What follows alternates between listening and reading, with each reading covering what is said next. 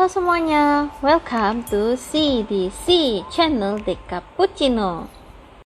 Jadi guys, di video sebelumnya kita udah menceritakan sedikit tentang Rakeyan Sancang. Jadi buat kalian yang belum nonton, tonton dulu ya. Linknya akan kita taruh di description box di bawah.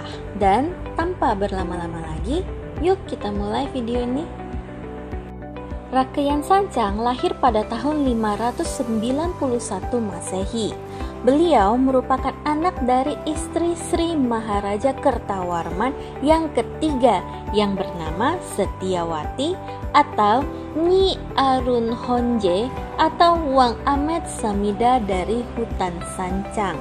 Di video sebelumnya kita juga ada menyebutkan kalau Sri Maharaja Kertawarman tidak tahu kalau dia memiliki seorang anak. Sedangkan ibunda Rakeyan Sancang meninggal ketika melahirkannya.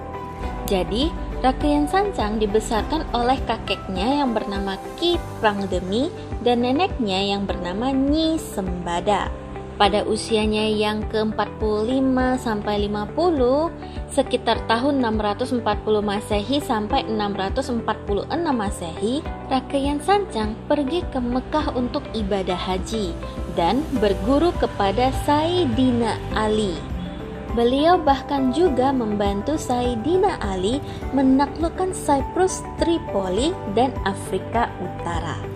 Setelah itu, Rakeyan Sancang pun kembali ke Sancang dan mendirikan sebuah padepokan yang disebut Kampung Depok. Pada akhirnya, beliau mendirikan Keadatuan Suramandiri sebagai wilayah yang mandiri atau negara kecil. Di video sebelumnya kita juga ada menceritakan bahwa di pesisir selatan wilayah Tarumanegara secara perlahan-lahan Islam diperkenalkan oleh Rakeyan Sancang. Upaya ini terdengar oleh Sri Maharaja Sudawarman dan dinilai bisa mengganggu stabilitas pemerintahan. Akhirnya terjadilah pertempuran antara Rakeyan Sancang dan Senapati Brajagiri. Tetapi Rakeyan Sancang unggul sehingga Sri Maharaja Sudawarman pun berusaha melarikan diri dari kejaran Rakeyan Sancang. Tetapi tusuk konde Rakeyan Sancang jatuh.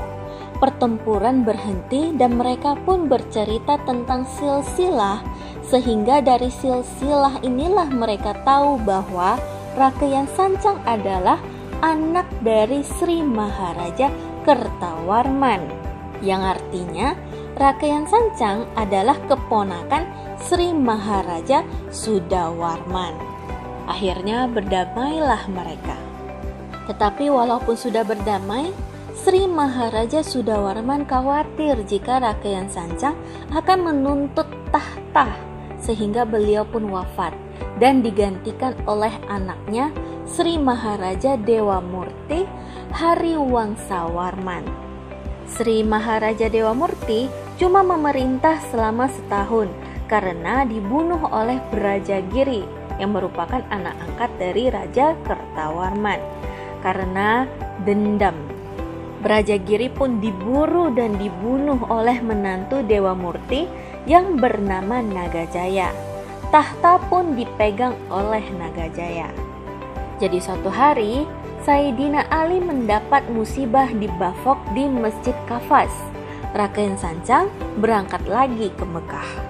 Tetapi hal itu digunakan oleh Nagajaya untuk menyerang padepokan Suramandiri hingga hancur dan banyak syahada yang gugur. Jadi itulah guys, kisah singkat dari Rakeyan Sancang yang bisa kita dapatkan. Kalau kalian tahu kelanjutannya atau ada informasi-informasi tambahan, silakan ketikkan di kolom komentar di bawah ya. Kita mohon maaf jika ada informasi yang kurang maupun salah. Silakan kalian ketikkan juga di kolom komentar di bawah. Di video selanjutnya, kita akan menceritakan sejarah-sejarah Indonesia yang juga nggak kalah menarik lainnya. Jadi jangan lupa klik tombol subscribe dan tombol lonceng jadi kalian tahu kapan kita upload video baru. Jangan lupa juga klik tombol like dan share video ini ke seluruh sosial media dan teman-teman kalian semua. See you in our next video guys. Bye-bye.